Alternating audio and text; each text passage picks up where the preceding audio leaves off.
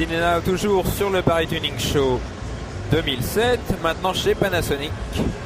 Panasonic, très joueur, avec 25 fois le même autoradio. C'est un autoradio en vogue pour le constructeur, il s'appelle le CQC7305N. Donc c'est un autoradio, façade détachable, orientable, avec un petit écran, couleur changeante, matricielle, sympa, qui lit les MP3, le WMA, l'AAC. On l'a 25 fois dans des couleurs variées. Donc 6305N, fait pour les iPods, puisqu'on prend avec un petit câble le signal de l'iPod directement et on le recharge. Pas besoin d'adaptateur, là une fois de plus c'est une connectique directe, toujours un appareil 50 watts x4. Le grand frère, le 8405N, a un écran matriciel à plusieurs couleurs, 4096 couleurs. Là encore on peut lui joindre des modules, si je ne m'abuse, Bluetooth, pour avoir une connectivité audio sans fil. C'est un écran OLED couleur, il y a le procédé SRS WOW, le modèle est à 350, le petit frère est à 250, celui d'en dessous 179 avec un écran un peu plus simple. Ces modèles, donc un peu plus économiques, ont une entrée USB, ici, là. Certains ont une entrée auxiliaire pour brancher son petit baladeur à MP3, tous sont iPod ready, donc ça c'est plutôt pas mal. Tous détachables ou orientables. On va aller du côté du multimédia avec en plafonnier ce petit lecteur de DVD avec un écran 16/9.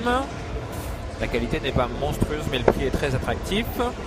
Dans la série aussi très attractif au niveau du prix et des fonctionnalités, on a ce modèle avec écran 7 pouces CQVD 505N qui lit les DVD vidéo, etc. compilation, qui a un écran tactile évidemment.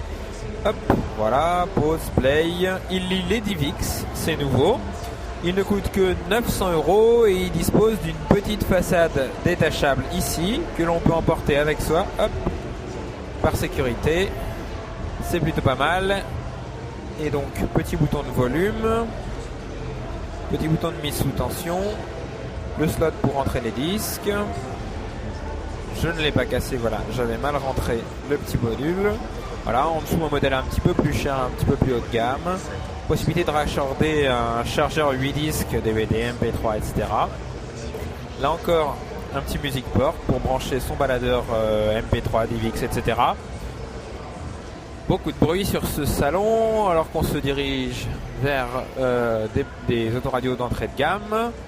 Également en démonstration, ça ne fait pas de mal, un plasma 103 pouces. Panasonic, donc toujours le plus grand plasma au monde, simplement rattrapé par un LCD 108 pouces dans la catégorie très grands écrans. Et puis on a le Showcar Panasonic habituel, il tourne à travers l'Europe avec des haut-parleurs Panasonic sympathiquement éclairés par LED et un autoradio 2 DIN, un modèle assez sympa, donc avec écran intégré large et tout un tas de fonctionnalités par de jolis petits boutons. Particularité, certes il ne lit pas les DivX mais il lit les DVD vidéo. On peut lui brancher un module Bluetooth. Il se monte facilement puisque plus de 2/3 des voitures maintenant ont un emplacement 2 DIN pour mettre un autoradio. Là encore on a au plafond un lecteur de DVD, des haut-parleurs un peu partout, des néons. C'est plutôt sympathique. Très bien fait, on va aller voir l'arrière. Voilà, c'est fermé. Hop.